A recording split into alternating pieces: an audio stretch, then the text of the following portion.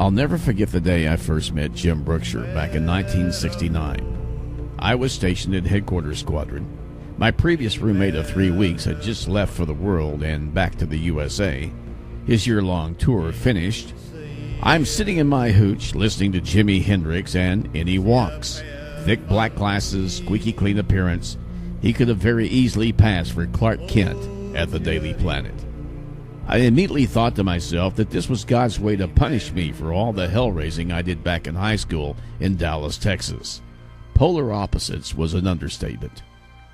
We introduced ourselves to each other, and after a few awkward moments, I began helping Jim get squared away. In the course of our conversation, Jim tells me he's assigned to Base Media Relations Office, and I tell him I'm working for the Wing Commander's office. I tell Jim to leave his stuff on the bed and we'll finish up later, so we walk outside and jump into my Jeep, which I had access to as part of my job communicating between the flight line, personnel, supply, and the brass. One could say that my office was the Jeep. Jim asked me where we were going. I told him we're going to Dalat. After going through the checkpoint on the perimeter of the base, we drive about a mile to the shanty town of Dalat.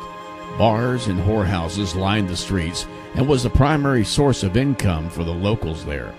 Although Jim was hesitant at first, I finally convinced him that we were fine during the daylight hours up until about 4:30 p.m. because the town is secure with MPs, APs, and QC, which were the Vietnamese military police, which we also called mice.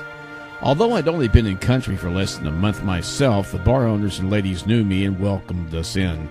There was always loud American rock and roll blasting from the speakers, and the beer was always ice cold. A couple of the dancers who I had met before came to our table and joined us. I could tell immediately that Jim was uncomfortable. The Vietnamese women who worked the bars and whorehouses were, shall we say, aggressive in their approach to GIs. After about 15 minutes, Jim asked if I would take him back to the base, said he had to report to his new boss. Of course, I knew that was BS, and he was just like a fish out of water in my world, but I said sure. We downed the last bit of beer, climbed back into the Jeep, and headed back to Phan Rang. That was the first and last time Jim ever went to Dalat. A few months passed. Even though Jim and I were different as day and night, there was just something about the guy that I truly loved and respected. We're at the Airmen's Club one night, watching another would-be Asian band trying to emulate American rock and roll, when fate lends a hand and I first meet Pete Sadler. Pete, too, was from Headquarters Squadron, and from that point on, we became the Three Musketeers. Jim, the choir boy, Pete, the whorehouse frequent flyer, and myself, the rebel with a cause.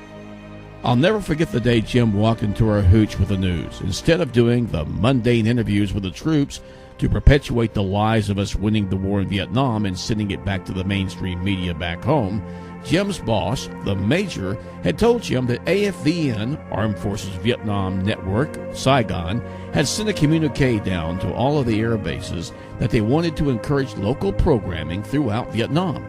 So Phan Rang was going to have its own local radio show for 3 hours each night, which was going to cover Phan Rang news, base activities, and, of course, military propaganda. Since it was considered an after-hours assignment, Jim was given kind of a free hand to do whatever he wanted and got permission from the Major to ask me to be his studio engineer. I remember asking him what credentials he thought I possessed other than 3 years as a rock singer with my high school rock band, but he assured me that my knowledge of music would be a tremendous asset to him, even though the programming was not going to be rock and roll. It is sometime in January 1970 that we get the studio up and running. With a lot of assistance from the radio relay guys at the base, the powerful 50-watt Radio Phan Rang was going to be on the air live every night from 8 p.m. until 11 p.m. As studio engineer, the Major gives me a list of programming that he wants for each show, and it's my responsibility to go and retrieve the music from the archives. Once retrieved, Jim and I lay out the night schedule, and then I copy the music to the proper sequence on the reel-to-reel. Any interviews with the Donut Dollies or American Red Cross women or the base commander are done, recorded, and then put on cassette tape to play at an appropriate time. Since the show is live, it's my responsibility to be sure that everything is played on cue at the proper time and at the proper levels. The first night was a total disaster. Anything that could go wrong did. The Major was absolutely furious with me and wanted to fire me on the spot, but Jim stood his ground, told the Major that he had faith in me, and assured the Major that it was just simply first night jitters. Of course, once the Major left, Jim told me if I screwed up again, I was gone because there was no way he could save me a second time.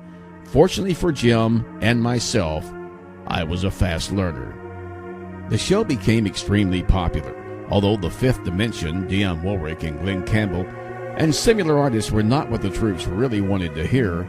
They did, however, enjoy the banter that eventually grew between Jim and myself, as well as the occasional comedy bit that the Major allowed me to do under his constant censorship and supervision. As each show passed, my comfort level, confidence, and love of being on air increased too.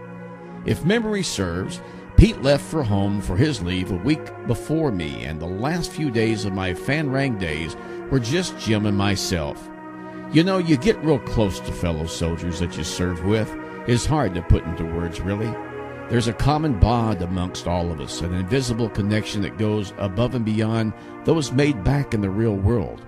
Maybe it's because we share a peril of life and death on a daily basis. I don't know. I think although there are similarities amongst all soldiers, there are numerous unique situations and friendships too. It's Memorial Day weekend 1970. Americans are getting ready for great food, beer, and good times. But for those of us in Vietnam, there were no long weekends of relaxation like our friends and families back home. Memorial Day weekend was like every other, a 12-hour day minimum, death, destruction, fear, loneliness, anger, and despair. Another day in the Nam. For me, it's my last physical day in Fanrang as I prepare to go home for a 30-day leave before returning for my last assignment in Saigon, arranged by my great friend Pete. I can remember this day as it was yesterday. Like all others preceding it, Memorial Day 1970 was normal for Jim and I. We had breakfast at the chow hall. He went to his office. I climbed into my Jeep and went to mine. We normally met at the chow hall around 7 p.m. for dinner, where we would go over last-minute things for the show. As it was going to be my last one before catching a hop the next morning to Cam Bay for the Freedom Bird back to Dallas for my 30-day leave, Jim and I wanted this to be a very special show. Even the Major, who had scheduled to leave himself a day or two after me, had become somewhat nostalgic about what we had accomplished in the 5 months for Radio Fanrang. I always got pumped up for a show. My adrenaline would surge and I was bouncing off the walls, ready to get to it. It seemed like forever before the show started. 3, 2, 1. Good evening, Fanrang. This is Airman Jim Brookshire, along with my studio engineer, Sergeant Dave Rabbit, guiding you through another night of Aquarius. It basically was the same opening that we had done for the previous 5 months. The only thing basically that had changed was my rank. I was short, had less than 1 week in the Nam. The Major, who was rarely in the studio, was even there, and he allowed me to do one of my favorite bits, Charlie's request line. Even though the music sucked, as always, it was a great show. Afterwards, the Major tells me goodbye. Then Jim and I head off to the Airmen's Club for some beers and nostalgia for one last time. Jim and I arrive back at the barracks around midnight. It appears to be a calm night with no rocket or mortars from the VC. The year I was there, we had over 160 different nightly attacks.